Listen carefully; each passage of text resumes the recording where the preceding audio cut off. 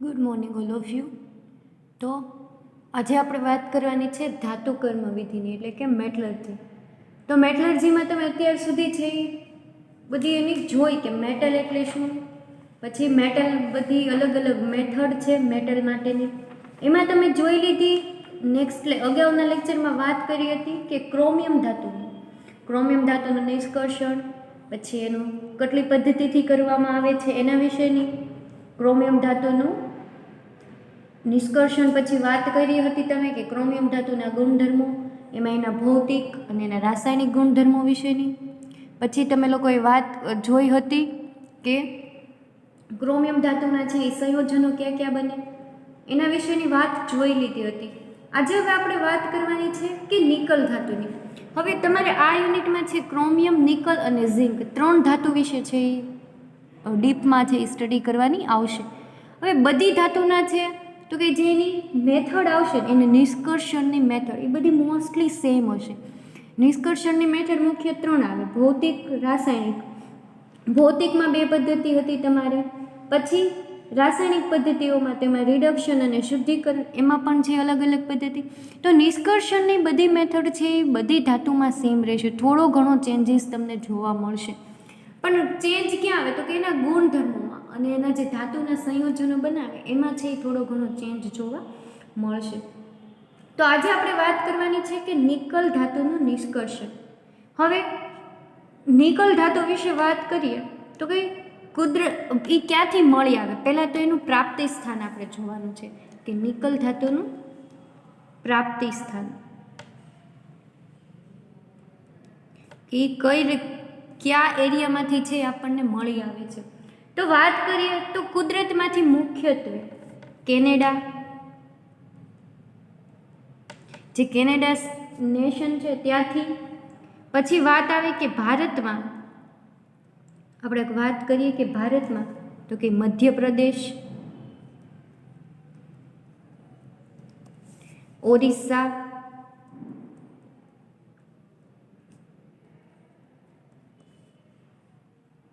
તેમજ બિહાર, કર્ણાટક વગેરેમાંથી છે એ નિકલ ધાતુ, એટલે મીન્સ કે એ રાજ્યોના અમુક એવા એરિયા હોય કે જેમાં જે જમીનની અંદર નિકલ ધાતુનું પ્રમાણ રહેલું હોય છે. આ વાત થઈ ગઈ કે ક્યાંથી મળી આવે છે. પછી ઘણીવાર છે એ મિશ્રણ સ્વરૂપે પણ મળી આવે છે. તો એ મિશ્રણ સ્વરૂપે કોની સાથે હોઈ શકે તો કે NiSના મિશ્રણમાં હોઈ શકે, એ વાત થઈ ગઈ. પછી આ ઉપરાંત છે એ ખનિજમાં નિકલ અને મેગ્નેશિયમના સિલિકેટ રૂપે પણ મળી આવે છે. તેમજ નિકોલાઇટ ખનિજમાં, એ બધી ખનિજમાંથી છે આપણને નિકોલ ધાતુ છે એ મળી આવે છે. હવે આ થઈ ગઈ કે નિકલ ધાતુ ક્યાંથી મળી આવે ને કયા સ્વરૂપમાં મળે.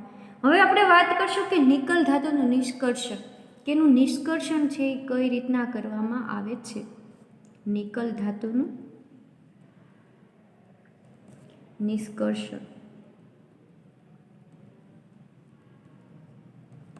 કે કેટલી મેથડથી છે એનું નિષ્કર્ષણ આપણે કરી શકીએ. તો નિષ્કર્ષણની વાત કરીએ તો એમ મુખ્ય ત્રણ મેથડથી કરવામાં આવે છે. જેમ ક્રોમિયમ ધાતુનું નિષ્કર્ષણ જોયું એવી જ રીતના નિકલ ધાતુનું. તો એમાં ત્રણ મેથડમાં પહેલી મેથડ છે સાંદ્રણ. પહેલી કઈ છે તો કઈ સાંદ્રણ. હવે સાંદ્રણ મેથડમાં બે પદ્ધતિ આવે: ભૌતિક પદ્ધતિઓ અને રાસાયણિક પદ્ધતિઓ. સાંદ્રણમાં બે મેથડ: ભૌતિક પદ્ધતિઓ. હવે ભૌતિક પદ્ધતિની અંદર ફરીવાર બે મેથડ આપણને જોવા મળે. એમાં છે ગ્રેવિટી પદ્ધતિ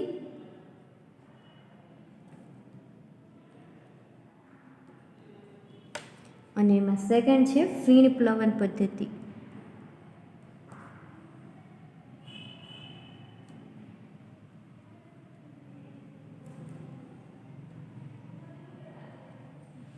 સાંદ્રણની અંદર બે પદ્ધતિ, એમાંની પહેલી ભૌતિકમાં ફરીવાર બે પદ્ધતિ: ગ્રેવિટી પદ્ધતિ અને ફીણ ઉત્પ્લવન પદ્ધતિ. ભૌતિક પદ્ધતિ પછી આવે કે રાસાયણિક પદ્ધતિ.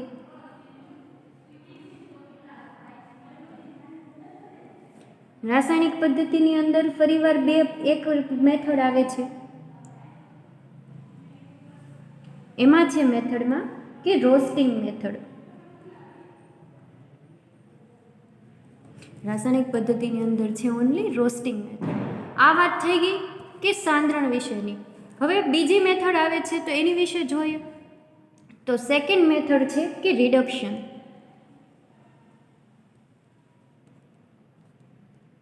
ધાતુનું રિડક્શન કઈ રીતના?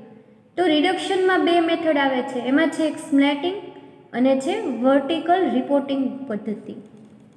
એમાં પહેલી છે સ્મેલ્ટિંગ અને સેકન્ડ એમાં જોવા મળે છે વર્ટિકલ રિટોટ પદ્ધતિ.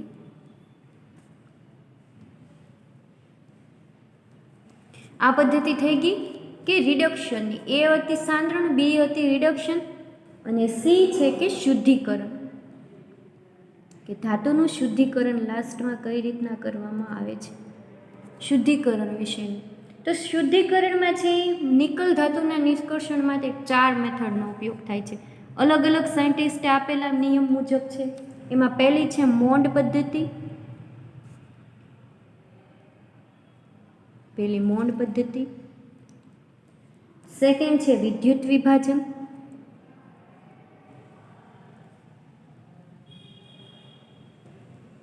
વિદ્યુત વિભાજન. થર્ડ છે ઓરફોડ પદ્ધતિ.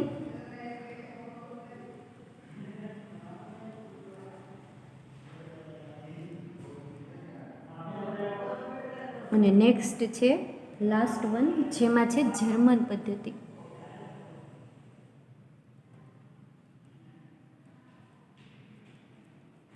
તો આ 4 મેથડ જે છે એ ધાતુનું શુદ્ધિકરણ કરવામાં આવે છે.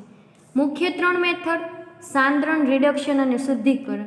કોઈ પણ ધાતુ લ્યો તો એનું નિષ્કર્ષણ કરવા માટેની મુખ્ય 3 મેથડમાં આવે સાંદ્રણ મેથડ, રિડક્શન મેથડ અને એનું શુદ્ધિકરણ. સાંદ્રણની અંદર 2 પદ્ધતિ ભૌતિક ગ્રેવિટી અને ફિન પ્લવન પદ્ધતિ રાસાયણિક પદ્ધતિમાં આવશે. Roasting method. રિડક્શનમાં આવે 2 મેથડ સ્મેલ્ટિંગ અને વર્ટિકલ રિટોટ પદ્ધતિ.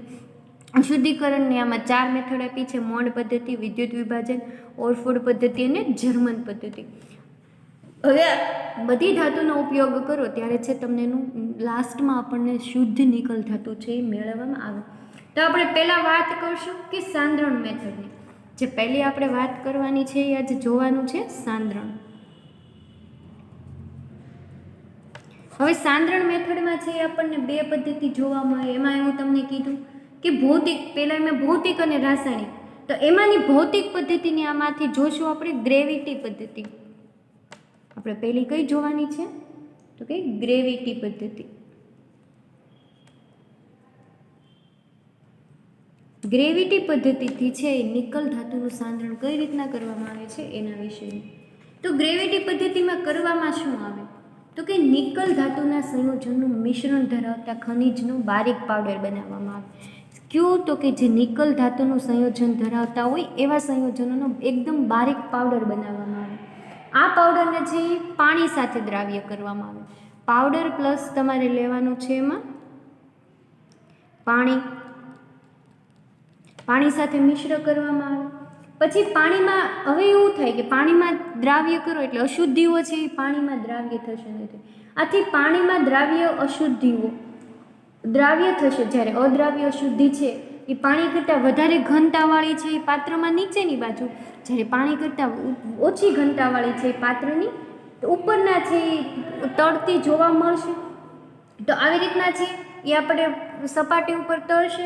પછી તો કે જેને નિતારી લેવામાં આવે છે ને ત્યારબાદ મિશ્રણનું ગાળણ કરતાં દ્રાવ્ય અશુદ્ધિ પાણી સાથે દૂર થશે અને અદ્રાવ્ય અશુદ્ધિ છે જેમાં ધાતુના સંયોજનોનું વિશેષ પ્રમાણ વિશેષ હોય તેને છે સૂકવવામાં આવે છે.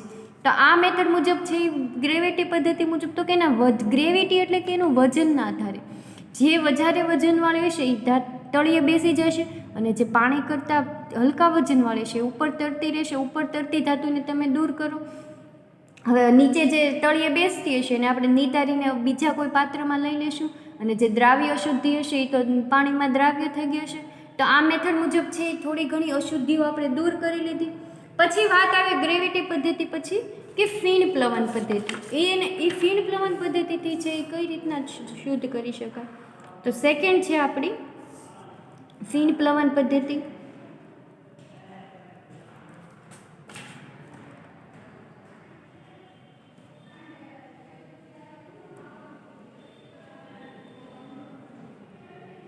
આ મેથડમાં છે એ કઈ રીતના વાત કરવામાં આવે તો કે આ પદ્ધતિમાં નિકલ ધાતુના ખનિજને પાણી અને પાઇન ઓઇલમાં મિશ્રણ કરવામાં આવે છે.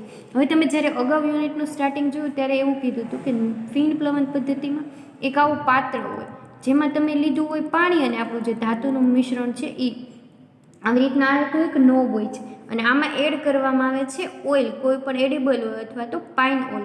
હવે પાઇન ઓઇલ સાથે મિશ્ર કરવામાં આવે છે અને તેની અંદર ઊંચા દબાણે હવાનો પ્રવાહ પસાર, અહીંથી છે ઉપરથી એકદમ ઊંચા દબાણે એટલે કે પ્રેશર સાથે છે એ હવાનો ફ્લો છે એ પસાર કરવામાં આવે છે. હવાનો પ્રવાહ પસાર કરવામાં આવે છે પાણીની ઉપરની સપાટી ઉપર, એટલે કે જ્યાં પાણીની ઉપરની સપાટી ઉપર છે તમને અહીંયા ફીણ ઉત્પન્ન થાય. હવે જે ફીણ ઉત્પન્ન થાય છે એના લીધે તમે પાઇન ઓઇલ અથવા તો એડિબલ ઓઇલ એડ કર્યું છે એના લીધે તમને ફીણ જોવા મળે. હવે જેવો તમે તેની અંદર ઊંચા દબાણથી હવાનો પ્રવાહ પસાર કરશો એટલે પાણીની ઉપરની સપાટી ઉપર તમને ફીણ છે એ જોવા મળશે. ફીણ ઉત્પન્ન થાય છે જેની સપાટી કેવી છે? તેલી હોય છે અને તેના કારણે છે સલ્ફાઇડયુક્ત સંયોજનો ફીણ સાથે ચોંટી જાય છે. જે આ ફીણ સાથે કોણ ચોંટે? તો કે જે સલ્ફાઇડયુક્ત સંયોજનો છે એ ફીણ સાથે ચોંટી જાય છે અને આ ફીણ છે એની ઘનતા પાણી કરતાં કેવી હોય છે? ઓછી હોય છે. એટલે એ સપાટીની ઉપર છે એ તરતા હોય છે. તેની ફીણની ઘનતા ઓછી હોવાથી તે મિશ્રણની ઉપર તરે છે, જેને આ ફીણ છે ને અલગથી આપણે એક પાત્રમાં એકઠા કરી લેવામાં આવે છે. આ રીતે ફીણ પ્લવન પદ્ધતિ દ્વારા સલ્ફાઇડયુક્ત સંયોજનો શુદ્ધ ધાતુ છે એ મેળવી શકીએ. જ્યાં અહીંયા ફીણ ઉત્પન્ન થયા એમાં આપણે લઈ લીધા એટલે આપણને જે શુદ્ધ ધાતુ હશે એ ફીણની અંદર આવી ગઈ અને આપણે અલગ કરી લીધી. આ વાત થઈ ગઈ ભૌતિક પદ્ધતિમાંની ગ્રેવિટી પદ્ધતિ અને ફીણ પ્લવન પદ્ધતિની. હવે આપણે જોવાની છે એની રાસાયણિક પદ્ધતિ.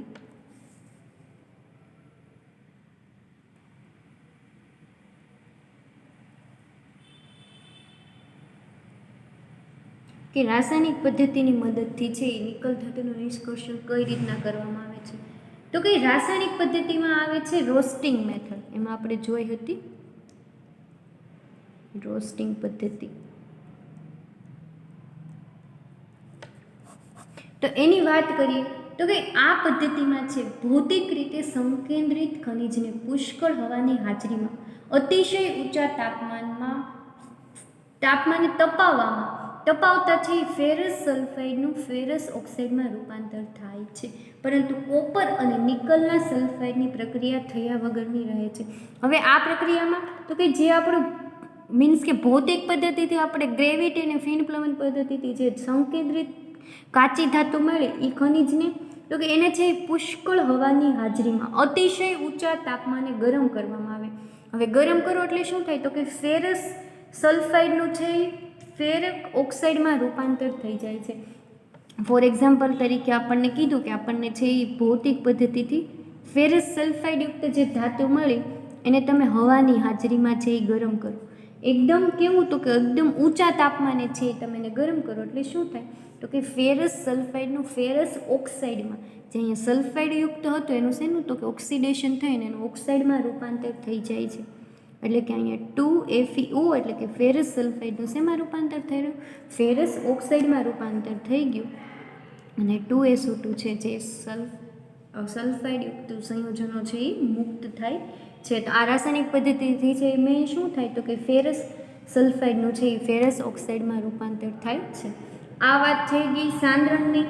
હવે વાત આવે કે રિડક્શન પદ્ધતિની. આપણે વાત કરવાની છે હવે રિડક્શન પદ્ધતિની. તો કે હવે જે રિડક્શન પદ્ધતિ છે એમાં આપણે અલગ અલગ પદ્ધતિ જોઈતી, જેમાં સ્મેલ્ટિંગ અને વર્ટિકલ રિટોર્ટ પદ્ધતિ. તો પહેલાં આપણે વાત કરશું સ્મેલ્ટિંગની.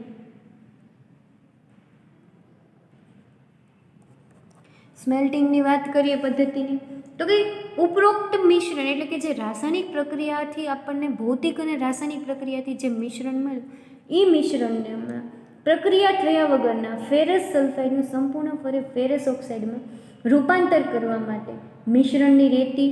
હવે આપણે જે રાસાયણિક પદ્ધતિમાંથી ફેરસ સલ્ફાઇડનું ફેરસ ઓક્સાઇડમાં રૂપાંતર કર્યું, પણ 100% છે ફેરસ સલ્ફાઇડનું ફેરસ ઓક્સાઇડમાં રૂપાંતર થયું હોય જરૂરી નથી. અમુક પર્સન્ટેજ છે રૂપાંતર બાકી રહી ગયું હોય. તો હવે જે આ ફેરસ સલ્ફાઇડનું ફેરસ ઓક્સાઇડમાં રૂપાંતર થયા વગરનું જે બાકીની ધાતુ છે, તો કે એ આપણને જે રિએક્શનમાં મળે એ બધી ધાતુ એની સાથે છે મિશ્રણની રેતી, એટલે કે રેતી મિશ્ર કરવામાં આવે છે, ચૂનાનો પથ્થર તથા કોલસા સાથે એકદમ ઊંચા તાપમાને તપાવવામાં આવે છે. આથી ફેરસ સલ્ફાઇડનું ફેરિક ઓક્સાઇડમાં જે રૂપાંતર થાય છે, જેમ અહીંયા બાકી રહી ગયો તો ફેરસ સલ્ફાઇડ અને ફેરસ ઓક્સાઇડ, એનું રૂપાંતર જે બાકીના ફેરસ સલ્ફાઇડ અને રૂપાંતર ફેરસ ઓક્સાઇડમાં થાય છે. શેની સાથે? તો કે રેતી, ચૂનાનો પથ્થર અને કોલસા સાથે એકદમ ઊંચા તાપમાને ગરમ કરવાથી બાકી રહેલા ફેરસ સલ્ફાઇડનું ફેરસ ઓક્સાઇડમાં છે એ રૂપાંતરણ થાય છે અને અતિશય ઊંચા તાપમાને તે રેતી સાથે સંયોજાય અને પીગળેલ અવસ્થામાં આપણને છે એ FeSiO3ના અતિશય ઊંચા તાપમાને ગરમ કરો રેતી સાથે અને કોલસાનો અને ચૂનાના પથ્થર સાથે, એટલે ગરમ કરવાથી છે સોલિડ ફોર્મ જે ઘન ધાતુ છે એનું રૂપાંતર શેમાં થાય?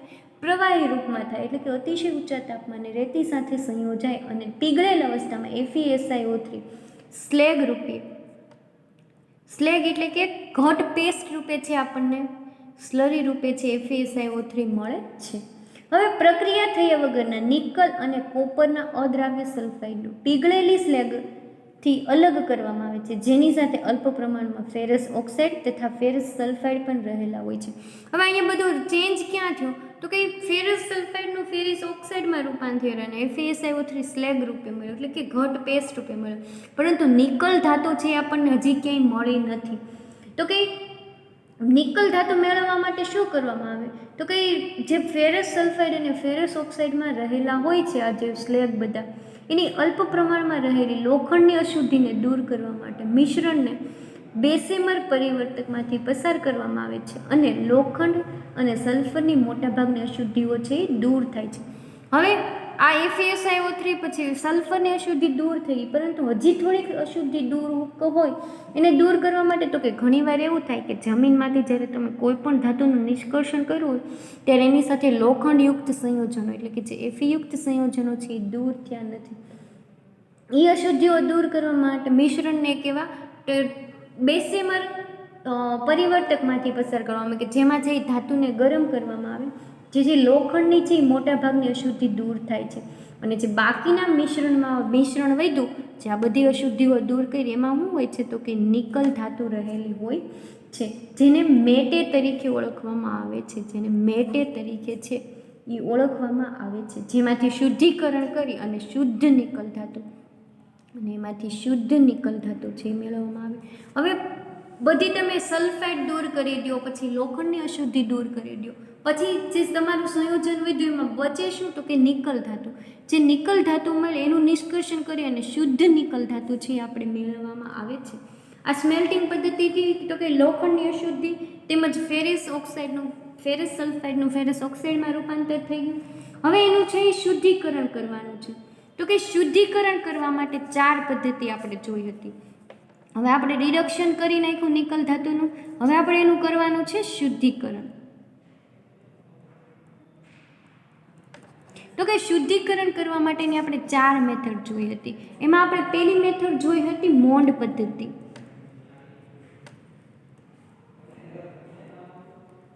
પહેલી મેથડ હતી મોન્ડ પદ્ધતિની. તો કે મોન્ડ પદ્ધતિ એમાં કઈ રીતના નિકલ ધાતુનું શુદ્ધિકરણ કરવામાં આવે છે? તો કે જેમાં 18 ડિગ્રી સેન્ટીગ્રેડ તાપમાન, એટલે કે નિયર અબાઉટ 80 ડિગ્રી સેન્ટીગ્રેડ તાપમાને નિકલ કાર્બોનિલનું બનવું અને 180 ડિગ્રી સેન્ટીગ્રેડ તાપમાને તેના વિઘટન થવા ઉપર આ પદ્ધતિનો આધાર રહેલો છે. 80 ડિગ્રી તાપમાને શું બને છે? નિકલ ધાતુના સંયોજનમાં નિકલ કાર્બોનાઇલનું બને અને 180 ડિગ્રી સેન્ટીગ્રેડ તાપમાને વિઘટન થવા 180 ડિગ્રી તાપમાન, એટલે કે શુદ્ધ નિકલ ધાતુનું છે આપણને જો મળે એના ઉપર છે આ પદ્ધતિ આધારિત છે. એટલે કે 80 ડિગ્રી અને 180 ડિગ્રી સેન્ટીગ્રેડ તાપમાન આ પદ્ધતિમાં જરૂરી છે. હવે તો કે તમને જે રિડક્શન કરેલું મિશ્રણ મળ્યું, આપણે પહેલાં કરી એની સાંદ્રણ કર્યું, પછી સાંદ્રણ પછી આપણે ધાતુનું રિડક્શન કર્યું, અને રિડક્શન કર્યા પછી જે આપણને મિશ્રણ મળ્યું એનું આપણે શુદ્ધિકરણ કરવાનું છે. એટલે કે રિડક્શન કરેલા મિશ્રણને આપણે શુદ્ધિકરણ માટે લેશું તો કે એ મિશ્રણને અતિશય ઊંચા તાપમાને પુષ્કળ હવાની હાજરીમાં દિવસો સુધી તપાવતા કોપર અને નિકલ ધાતુના સલ્ફાઇડનું ઓક્સાઇડમાં રૂપાંતર થાય છે. હવે જે અહીંયા આપણને જે મિશ્રણ મળ્યું છે ઉપર જે રિડક્શનથી, એ મિશ્રણને તમારે લેવાનું છે, પછી એને એકદમ ઊંચા તાપમાને ગરમ કરવાનું, થોડાક દિવસો સુધી ગરમ કરો એટલે શું થાય તો કે નિકલ અને કોપર ધાતુના સલ્ફાઇડનું રૂપાંતર શેમાં થાય છે? ઓક્સાઇડમાં રૂપાંતર થઈ જાય ત્યાં સુધી છે એને ગરમ કરવામાં આવે છે. હવે આ ઓક્સાઇડયુક્ત મિશ્રણને, આજે આપણને નિકલ ધાતુનું ઓક્સાઇડયુક્ત મિશ્રણ છે એની પ્રક્રિયા કરવામાં આવે છે સાંદ્ર H2SO4 સાથે. કોન્સન્ટ્રેટ H2SO4 એટલે કે સલ્ફ્યુરિક એસિડ સાથે છે એની રિએક્શન કરવામાં આવે છે. સામાન્ય તાપમાને પ્રક્રિયા કરાવતા કોપર ઓક્સાઇડ કોપર સલ્ફેટ સ્વરૂપે મિશ્રણમાં દ્રાવ્ય થશે, જ્યારે નિકલ ઓક્સાઇડ પ્રક્રિયા થયા વગરનો એમનેમ રહેશે. જો હવે રિએક્શન તમે H2SO4 નાખો એટલે નિકલની સાથે કોપર ધાતુ પણ છે, તો એ કોપર ધાતુ ક્યાં ઓગળી જશે તો કે સાંદ્ર H2SO4માં. બાકી શું રહેશે તો કે જે નિકલ ધાતુનું મિશ્રણ છે એ બચ્યું હશે. તો એ નિકલ ધાતુનું મિશ્રણ કેવું હશે તો કે H2SO4માં અદ્રાવ્ય ફોર્મમાં રહેલું છે. હવે જે અદ્રાવ્ય ફોર્મમાં રહેલું છે એને આપણે અલગ કરશું. હવે અદ્રાવ્ય ફોર્મને અલગ કરો એટલે કે નિકલ ઓક્સાઇડનું ફરીવાર જે અદ્રાવ્ય પદાર્થ છે ને તો કંઈક 350 ડિગ્રી સેન્ટીગ્રેડ તાપમાન કેટલું રાખવામાં આવે છે? 350 ડિગ્રી સેન્ટીગ્રેડ તાપમાને હાઇડ્રોજન વાયુ સાથે પ્રક્રિયા કરતા, શેની સાથે તો કે H2 વાયુ સાથે પ્રક્રિયા કરતા નિકલ છે એ છૂટી પડે છે. અહીંયા તમે પ્રક્રિયા કરો એટલે નિકલ ધાતુ છે એ તમને પ્યોર શુદ્ધ સ્વરૂપમાં છે એ છૂટી પડે. તો આ રીતે છે એ મોડ પદ્ધતિ દ્વારા નિકલ ધાતુ આપણે મેળવી શકીએ છીએ. આ વાત થઈ ગઈ મોડ પદ્ધતિની. સેકન્ડ આપણે એમાં જોઈ હતી કે વિદ્યુત વિભાજન પદ્ધતિ. નેક્સ્ટ કઈ આપણે જોઈ હતી? સેકન્ડ આપણે વાત કરી હતી કે વિદ્યુત વિભાજન પદ્ધતિ.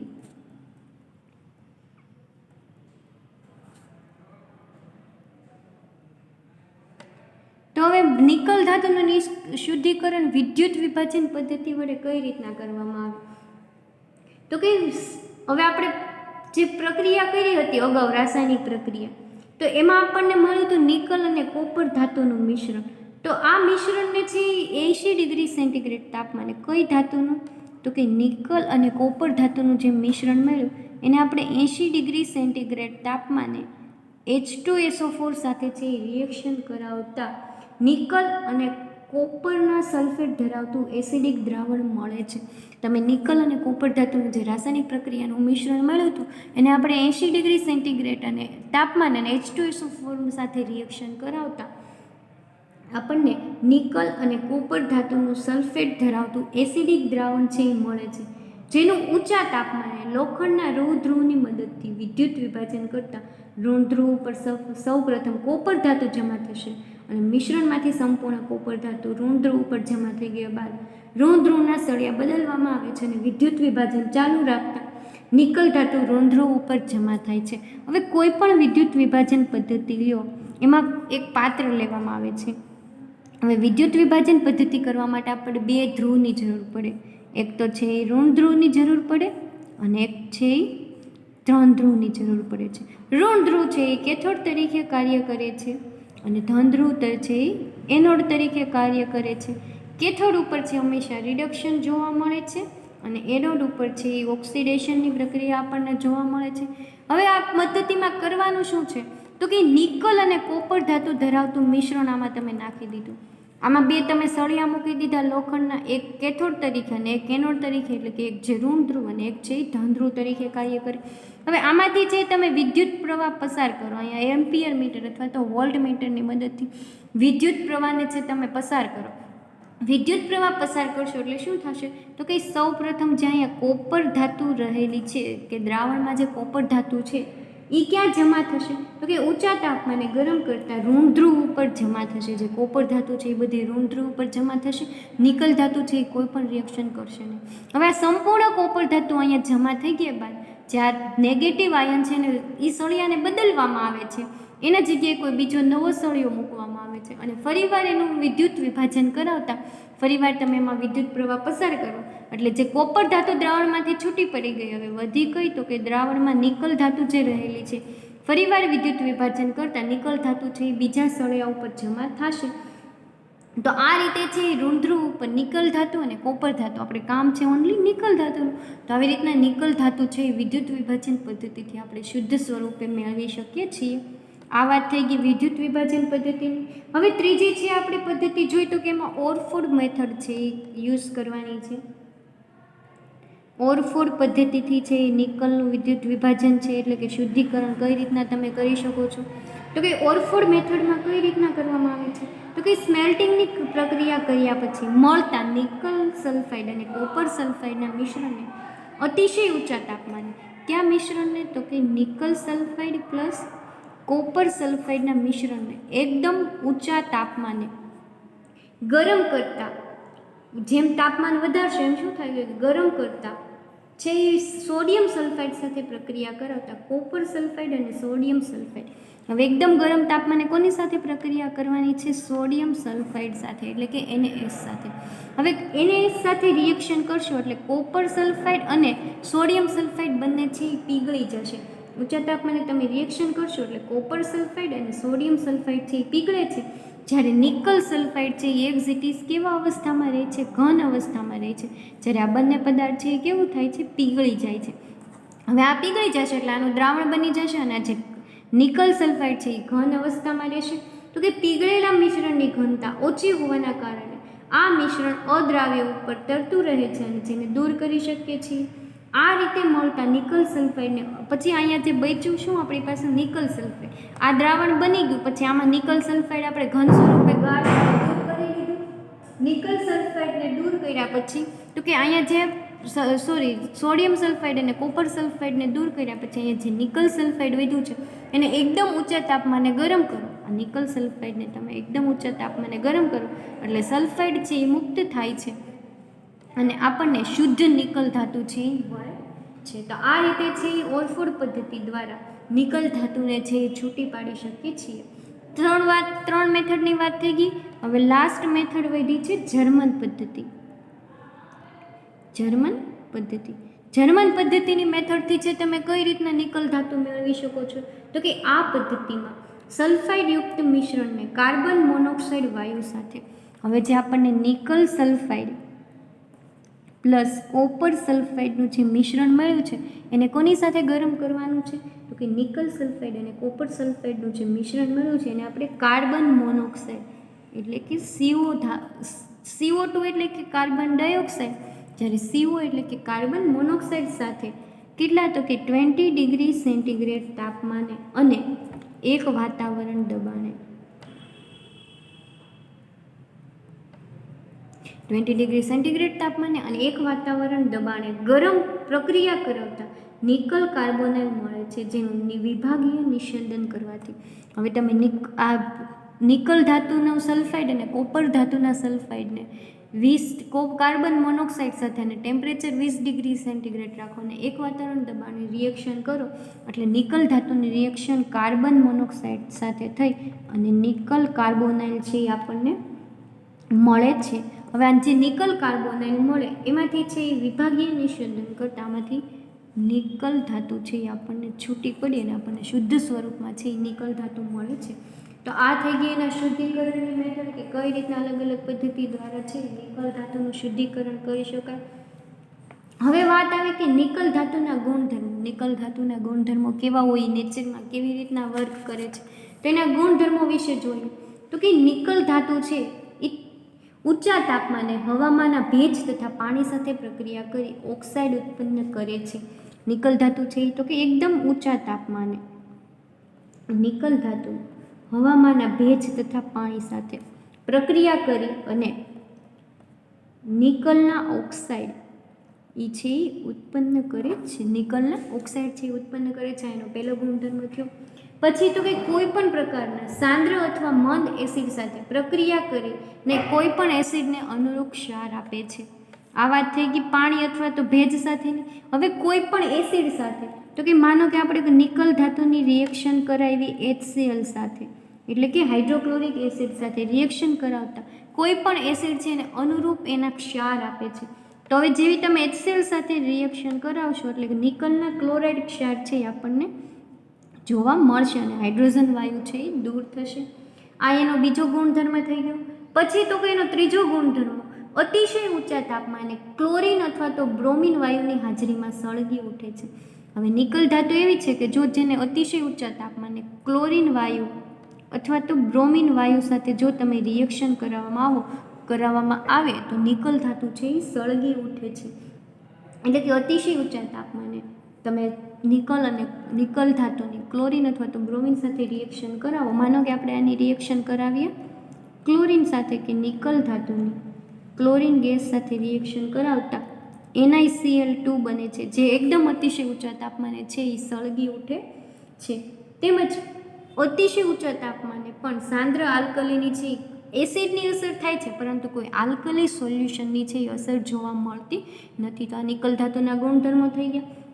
હવે વાત આપણે કરવાની છે કે નિકલ ધાતુના ઉપયોગોની. તો કઈ ઉપયોગો છે એ કઈ કઈ જગ્યાએ જોવા મળે છે, નિકલ ધાતુ છે આપણે કઈ રીતના ઉપયોગો કરી શકીએ છીએ, તો આપણે વાત કરશું એના ઉપયોગોની. નિકલ ધાતુનો ઉપયોગ કઈ રીતના કરવામાં આવે છે, તો કે આલ્કલી નિકલ ધાતુનો ઉપયોગ પહેલો તો છે આલ્કલી ઉદ્યોગમાં.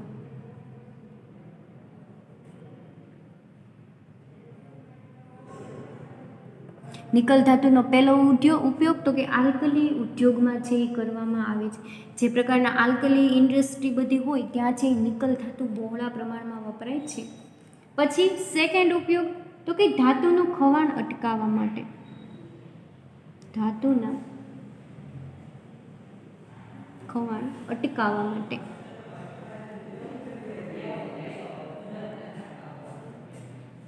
હવે ઘણીવાર એવું થાય કે તમે જુઓ તો લોખંડ છે એ કાટી જાય, ભેજના સંપર્કમાં જ્યારે આવે છે ત્યારે એના ઉપર કાટ લાગે છે, એટલે એ છે કાટ જેમ લાગતું જાય એમ ત્યાંથી એનું ખવાણ એટલે કે ત્યાંથી ખરતું જાય. તો એ કોઈ પણ ધાતુનું ખવાણ અટકાવવું હોય કે એને ભેજ લાગતો અટકાવવું હોય તો એના ઉપર છે નિકલ ધાતુનું લેયર કરી દેવામાં આવે તો એ ધાતુનું ખવાણ છે એ અટકી જાય છે.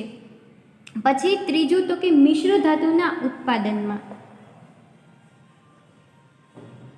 મિશ્ર ધાતુના ઉત્પાદનમાં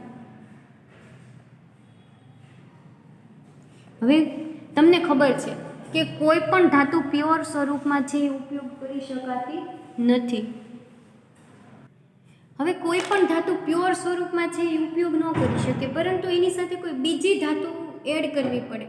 ફોર એક્ઝામ્પલ તરીકે તમે ગોલ્ડ છે, પ્યોર ગોલ્ડ હોય એ શુદ્ધ સ્વરૂપમાં જેવો શેપ આપવો એવો આપી ન શકે, પરંતુ ગોલ્ડની સાથે છે કોપર ધાતુ થોડીક મિશ્ર કરવામાં આવે, એવી રીતના અલગ અલગ ધાતુ છે એ મિશ્ર કરવા.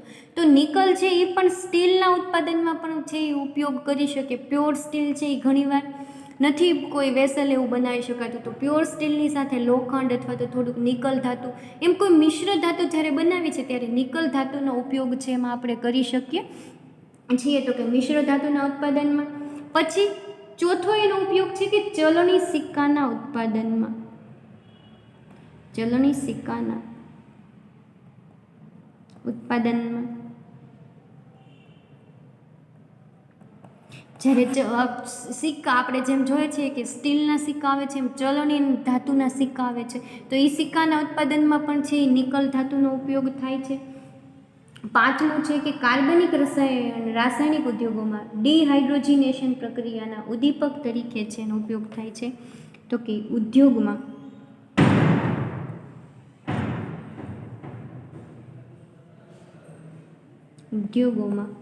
ડિહાઇડ્રોજિનેશન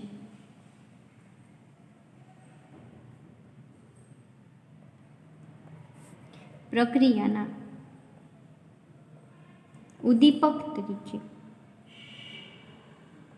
હવે ડિહાઇડ્રોજિનેશન પ્રક્રિયા જ્યારે થતી હોય ત્યારે કોઈ પણ રિએક્શન કરાવો તો પ્રક્રિયાનો વેગ ઝડપી બનાવવા માટે જરૂર પડે ઉદ્દીપકની. તમને લોકોને ખબર છે ઉદ્દીપક એવું સંયોજન છે કે જે રાસાયણિક પ્રક્રિયામાં વપરાતું નથી પરંતુ પ્રક્રિયાના વેગમાં વધારો કરે છે ને આપણે કહીએ ઉદ્દીપક. તો નિકલ ધાતુ છે એવી ઘણી રિએક્શન હોય છે જેમાં ઉદ્દીપક ઉદ્દીપન પ્રક્રિયાનું કાર્ય કરે છે. તો ડી એક ઉદ્યોગોમાં જે ડિહાઇડ્રોજનેશન પ્રક્રિયા હોય છે એ પ્રક્રિયામાં ઉદ્દીપક તરીકે નિકલ ધાતુનો ઉપયોગ કરવામાં આવે છે. તો આ બધા હતા તમારા નિકલ ધાતુના ઉપયોગો. હવે છે નિકલ ધાતુમાંથી બીજી કઈ કઈ મિશ્ર ધાતુઓ બનાવવામાં આવે છે, તો કે જ્યારે નિકલ ધાતુનો ઉપયોગ કરો એમાંથી મિશ્ર ધાતુઓ કઈ કઈ બને એના વિશેની જોઈએ કે નિકલની મિશ્ર ધાતુઓ. હવે એમાં આપણે પહેલી જોઈએ તો કે નિકલ એલોય નામની મિશ્ર ધાતુ બને છે. નિકલનું મિશ્રણ કરવાથી નિકલ એલોય નામની જે મિશ્ર ધાતુ બને છે એમાં નિકલનું પ્રમાણ તો કે 35% નિકલ, એમાં 0.3% કોપર અને લોખંડની મિશ્રણની મળતી મિશ્ર ધાતુનો ઉપયોગ ઘડિયાળના ઉપકરણો બનાવવા માટે છે એ કરવામાં આવે છે. આ એની પહેલી મિશ્ર ધાતુ થઈ ગઈ કે નિકલ એલોય, જેમાં 35% નિકલનો ઉપયોગ, 3% કોપર ધાતુનો ઉપયોગ, તેમજ એની સાથે છે લોખંડના મિશ્રણથી મળતી મિશ્ર ધાતુનું મિશ્રણ કરી અને ઘડિયાળના ઉપકરણો બનાવવા માટે છે એ ઉપયોગ થાય છે. આ વાત થઈ ગઈ પહેલી મિશ્ર ધાતુની. નિકલની બીજી મિશ્ર ધાતુની વાત કરીએ તો એ છે મોનેલ મેટલ.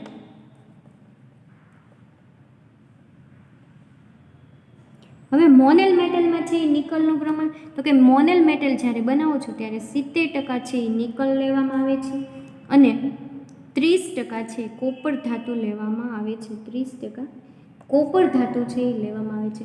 હવે આ જે મિશ્રણ છે ખવાણ રોધક હોવાથી રાસાયણિક ઉદ્યોગોમાં મશીનરીનું ખવાણ થતું અટકાવવા માટે તેનો ઉપયોગ થાય છે. આપણે નિકલ ધાતુના ઉપયોગમાં જોયું હતું કે ધાતુના ખવાણ અટકાવવા માટે તો મોનેલ મેટલ નામની ધાતુ મિશ્ર ધાતુ બનાવવામાં આવે છે, જેમાં 70% નિકલ અને 30% કોપર રહેલું હોય છે. આ ધાતુનું લેયર કોઈ પણ બીજી ધાતુ ઉપર કરવાથી છે એ ધાતુનું ખવાણ આપણે અટકાવી શકીએ છીએ. આ એની થઈ ગઈ બીજી મિશ્ર ધાતુ. હવે છે ત્રીજી મિશ્ર ધાતુ એ છે નિક્રોમ. નિક્રોમમાં છે 80% છે એ નિકલ રહેલું હોય છે. 80% એમાં નિકલ પ્લસ 20% છે એ ક્રોમિયમ ધાતુ, 20% ક્રોમિયમ ધાતુ. અને આ જે નિક્રોમ વાયર બને છે આ નિક્રોમ વાયર તમારે લોકોને પ્રેક્ટિકલમાં પણ ઉપયોગ કરવામાં આવે કે જ્યારે તમે ઇનઓર્ગેનિક પ્રેક્ટિકલના કરો છો ત્યારે ફ્લેમ ટેસ્ટ કરવા માટે છે નિક્રોમ વાયરનો ઉપયોગ કરવામાં આવે, તો જેમાં 80% નિકલ અને 20% છે એ ક્રોમિયમ ધાતુ રહેલી છે. આ જે મિશ્ર ધાતુ મળે એનો ઉપયોગ તો કે ઇલેક્ટ્રિક ગીઝર અથવા તો હીટર બનાવવા માટે છે એ ઉપયોગ થાય છે. નિક્રોમ ધાતુનો ઉપયોગ તો કે ઇલેક્ટ્રિક ગીઝર અથવા તો હીટર બનાવવા માટે છે ઉપયોગ થતી જોવા મળે છે. આ થઈ ગઈ નિકલની મિશ્ર ધાતુઓ.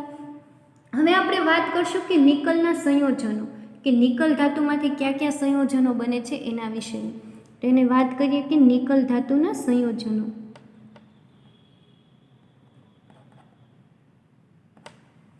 હવે નિકલ ધાતુમાંથી છે એ કેટલી જાતના સંયોજનો બનાવવામાં આવે છે, તો નિકલ ધાતુમાંથી છે 3 થી 4 પ્રકારના સંયોજનો બનાવવામાં આવે છે. એમાં પહેલું છે કે nickel oxide. Nickel oxide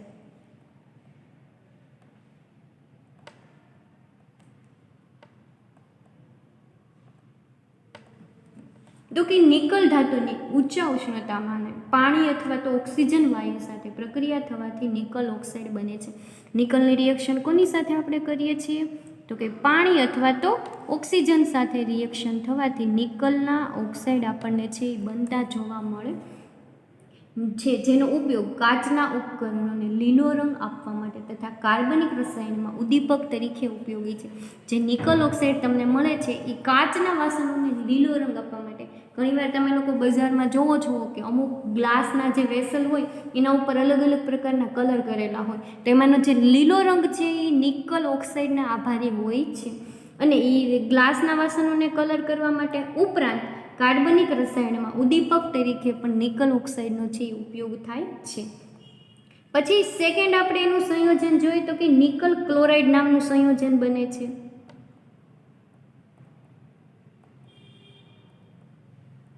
nickel chloride નામનું સંયોજન એટલે કે NiCl2. હવે નિકલ ધાતુ છે બીજા સંયોજનો સાથે કઈ રીતના જોડાઈને સંયોજન બનાવે તો કે નિકલ ધાતુની ઊંચા તાપમાને ક્લોરીન વાયુ સાથે અથવા તો HCl એટલે કે હાઇડ્રોક્લોરિક એસિડ સાથે પ્રક્રિયા થવાથી NiCl2 એટલે કે નિકલ ક્લોરાઇડ મળે છે, જેનો ઉપયોગ રંગ રસાયણમાં થાય છે. નિકલ ક્લોરાઇડ પણ ગ્રીન કલરનું હોય છે અને એનો ઉપયોગ પણ રંગ રાસાયણિક ઉદ્યોગોમાં છે એ રંગવર્ધક તરીકે કરવામાં આવે છે. પછી નિકલ ધાતુમાંથી બીજી કઈ ધાતુ તો કે નિકલ સલ્ફેટ મળે છે એક આપણને, એટલે કે NiSO4, જેને કહેવામાં આવે છે નિકલ સલ્ફેટ. હવે નિકલ ધાતુની તમે સાંદ્ર H2SO4 સાથે પ્રક્રિયા કરાવો એટલે કે આપણને નિકલ સલ્ફેટ મળે છે અને જેનો ઉપયોગ ઇલેક્ટ્રોપ્લેટિંગમાં કરવામાં આવે છે. પછી ચોથી છે અને લાસ્ટ છે કે નિકલ નાઇટ્રેટ. ચોથી સંયોજન એનું મળે છે નિકલ નાઇટ્રેટ એટલે કે NiNO3 નિકલ નાઇટ્રેટ છે એનું તો કંઈ નિકલ ધાતુની તમે સાંદ્ર HNO3 એટલે કે નાઇટ્રિક એસિડ સાથે રિએક્શન કરાવો તો આપણને નિકલ નાઇટ્રેટ છે એ મળે છે અને જેનો ઉપયોગ કાચ અથવા તો ચિનાઈ માટીના ઉપકરણોને લીલો રંગ આપવા માટે થાય છે. જે આપણે કાચના અમુક સાધનો અને ચિનાઈ માટીના જે વાસણો હોય એને લીલો રંગ આપવા માટે નિકલ નાઇટ્રેટનો છે ઉપયોગ થતો જોવા મળે છે. તો આ વાત આપણે આજે જોઈ લીધી નિકલ ધાતુની, જેમાં આપણે એનું જોયું કે નિકલ ધાતુનું શુદ્ધિકરણ કઈ રીતના કરવામાં આવે છે, એનું સાંદ્રણ કઈ રીતના કરવામાં આવે છે, એનું રિડક્શન કઈ રીતના કરવામાં આવે છે. પછી આપણે જોયું કે નિકલ ધાતુના ગુણધર્મો કેવા છે, નિકલ ધાતુનો ઉપયોગ અને નિકલ ધાતુ છે એ પોતાના બીજા કેટલા સંયોજનો બનાવે છે અને એ સંયોજનોનો ઉપયોગ અલગ અલગ જગ્યાએ અને ઉદ્યોગોમાં કે રંગ રાસાયણિક ઉદ્યોગોમાં કઈ રીતના થાય છે એના વિશેની આપણે વાત કરી લીધી. હવે પછીનો જ્યારે નેક્સ્ટ લેક્ચર આવશે ત્યારે આપણે બીજી કોઈ ધાતુની વિશેની ચર્ચા કરશું. Thank you all of you.